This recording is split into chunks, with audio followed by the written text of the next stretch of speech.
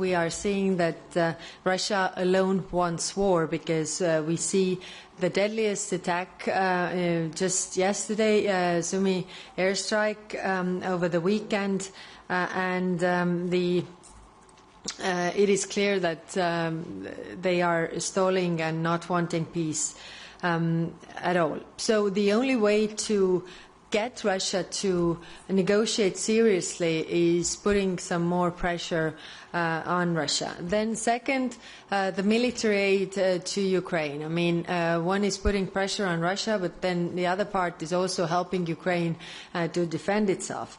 It is clear that we are the biggest provider of military aid. We are also the biggest provider or buyer from the Ukraine defense industry and the biggest supporter of the defense industry. And we are also, we have the mission of training Ukrainian soldiers, so over 73,000 soldiers we have already trained.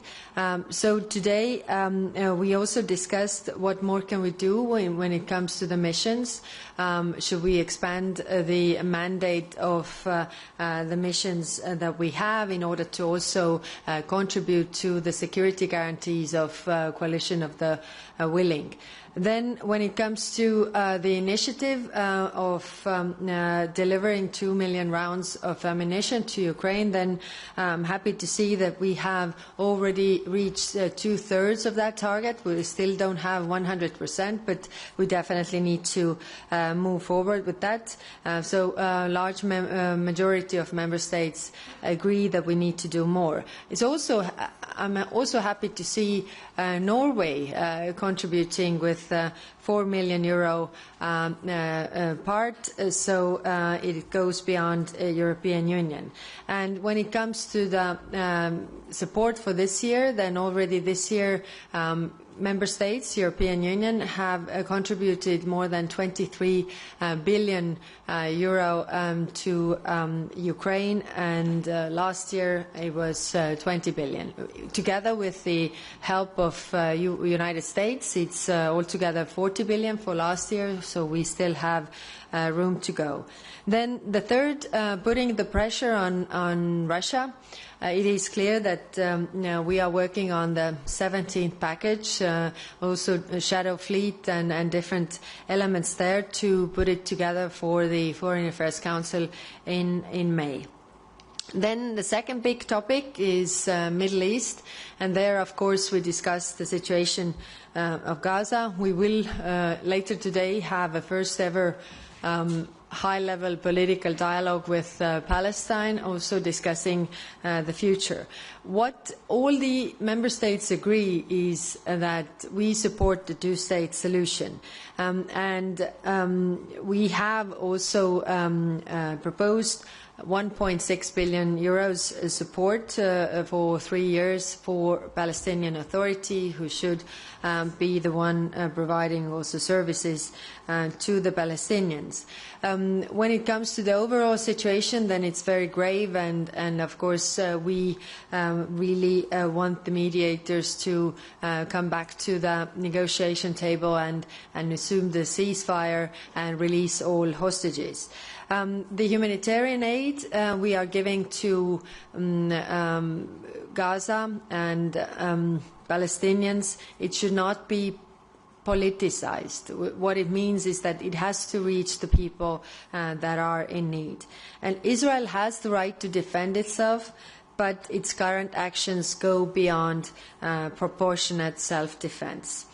We welcome the Arab plan for reconstruction of Gaza, but at the same time it lacks three important elements, which is funding, security and the governance of Gaza, but we are willing to work with our Arab partners, international partners, to develop on these topics.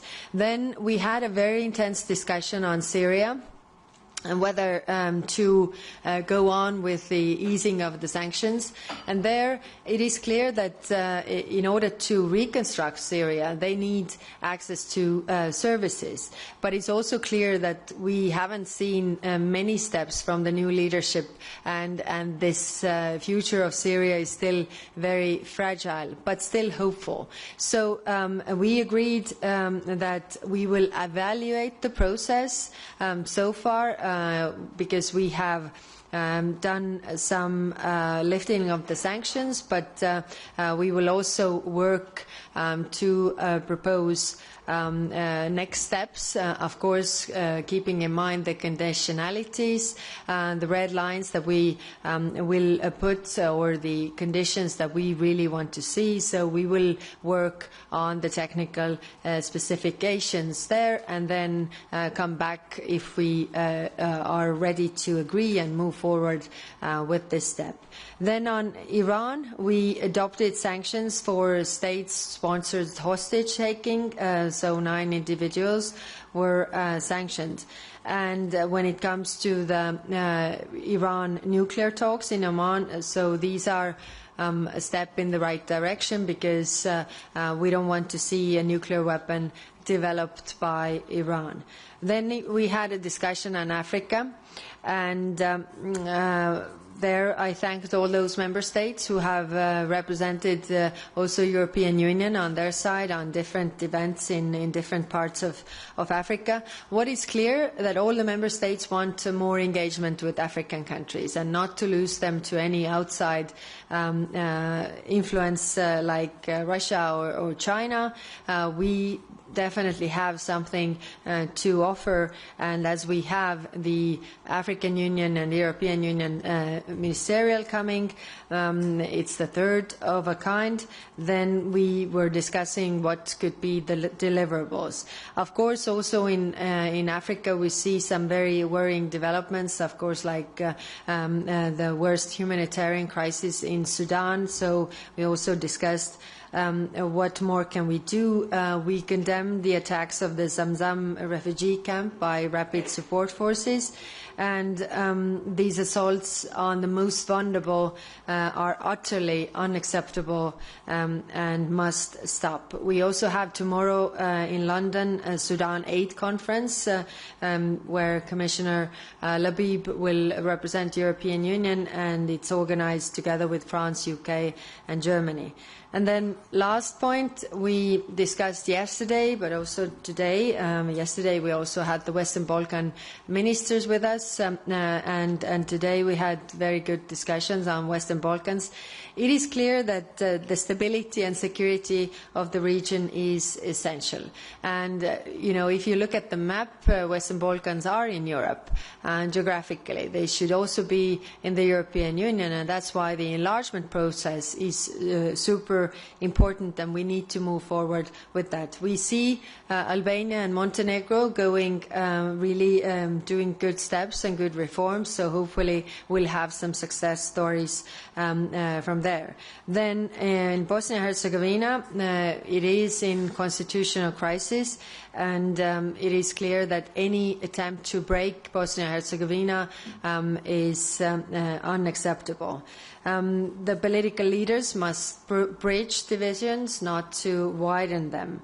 And when I was there, I was also seeing that enlargement is something that they all agree on. So they should move with the decisions on this regard, because the criticism of the international intervention could be, the international intervention could be phased out if everybody sees that they are able to make their decisions on their own. And then finally on Serbia and Kosovo, it is clear that the normalization of their relations is of utmost importance, and that's why the Belgrade-Pristina dialogue must continue. We have appointed a new special representative for Belgrade-Pristina dialogue, and I will also visit the countries later in May. But what was also discussed and very clearly said by different member states is that any participation in the 9th of May parades or celebrations in Moscow will be not taken lightly on the European side, considering that Russia is really waging a full-scale war in Europe. So I will stop here and I'm ready to take your questions. Thank you so much. We start with Vitaly. Do present yourself and the media you're working for. Yeah.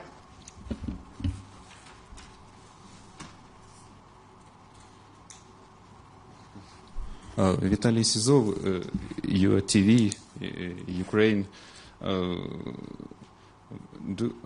Are you tracking which countries or candidates countries intend to visit Moscow on 9th of May? And of course, it will be a huge celebration in Moscow for Putin. Do you plan some visit to Kyiv on the same day or the date near to 9th of May? Thank you. Thank you. We made it very clear that we don't want any candidate country to participate in these events on the 9th of May in Moscow. So that was very clear. The message was there. When it comes to visits to Kiev, then of course, as I've called also all the member states, but also representatives of the institutions to visit Kiev and Ukraine as much as possible to show really our solidarity and that we are with Ukraine. So of course we are always looking for options to visit and go also together with deliverables to Ukraine. Thank you.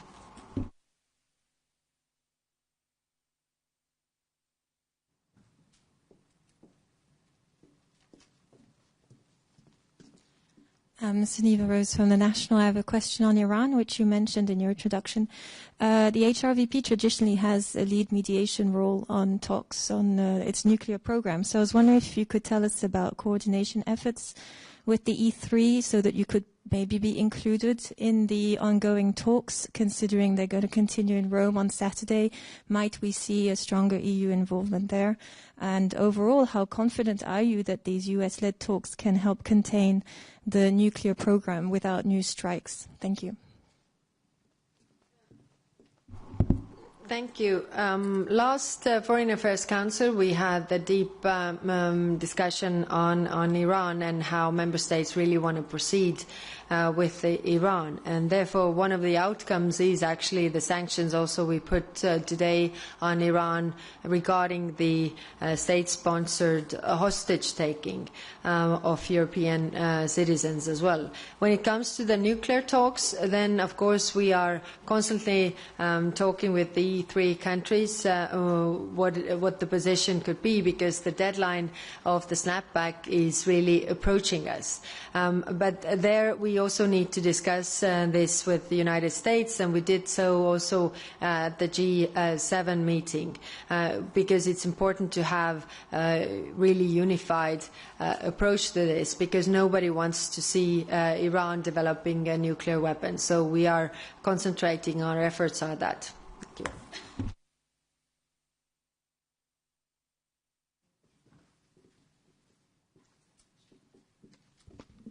This is Andrea Pallasciano from Bloomberg. Hi, Rep, you mentioned this morning 2/3 of progress towards your ammunition initiative. Could you give us a sense of whether any meaningful progress has been achieved today, and by when you expect to hit the 100%? And also, if you could give us a sense of when these ammunitions would be delivered, because now we're talking pledges. Is there a sense of when they could actually arrive in Ukraine? Thank you. Thank you. As soon as possible is the short answer, because they need it now. I mean, because these attacks are going through, there are civilian casualties in great numbers. Really, that's why they need the ammunition. That's why they also need the air defense. The calls by Ukraine to have more air defense have been really, really vocal as well. So that's why the short answer is as soon as possible. It is, I mean, of course, commitments, but commitments need to also be followed. So some member states have proposed already ammunition, and some the funding for ammunition. But actually, also the Czech initiative has mapped ammunition that is available, and also the External Action Service has done so. So we can move quite fast. Thank you.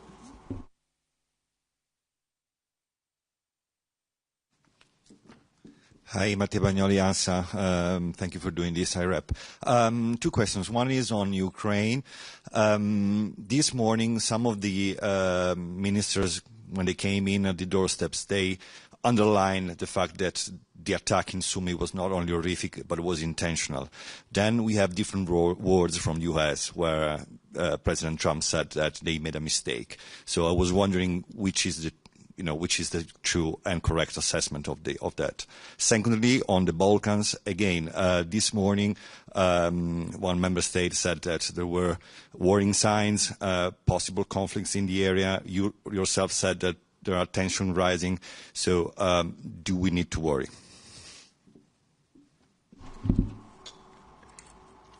On Western Balkans, I think we should always worry about the tensions rising, and that's why we need to keep the tensions down. I think the best way to really proceed is to have them all in the European Union. Then there are less tensions, because European Union is a peace project and works in calming the tensions between those countries. But I think also the meetings we have had are very good in this regard, giving very clear messages also from our side and all the member states being very united. So if you think that their support in their countries is generally very high for the European Union, so this is what the people want to have hope for. So we can also stress on that. Now, on the first question, I think it is in everybody's interest that Russia realized it made a mistake, but it made a mistake by attacking Ukraine. That it can't win in Ukraine, because the will of the Ukrainian people is not broken, and European countries will, and not only European countries, but many other countries will stand by Ukraine. So, and I hope that it's also clear to everybody now that if you want the killing to stop, you should put the pressure on Russia, who actually does the killing. Thank you.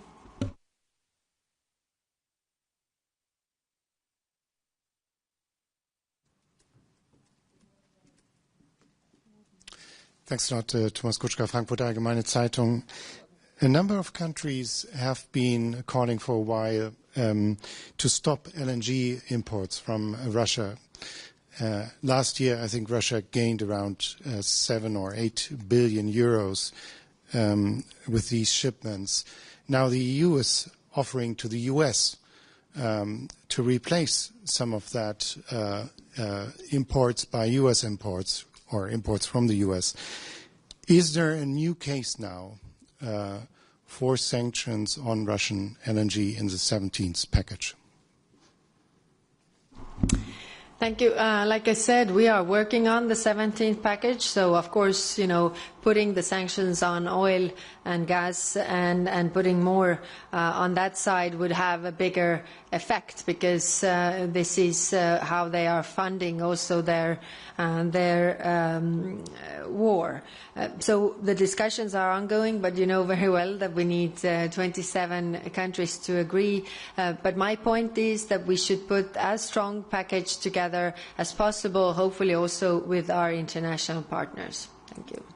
Thank you so much. This concludes our person. For any other questions on the record. Have a lovely afternoon. Thank you.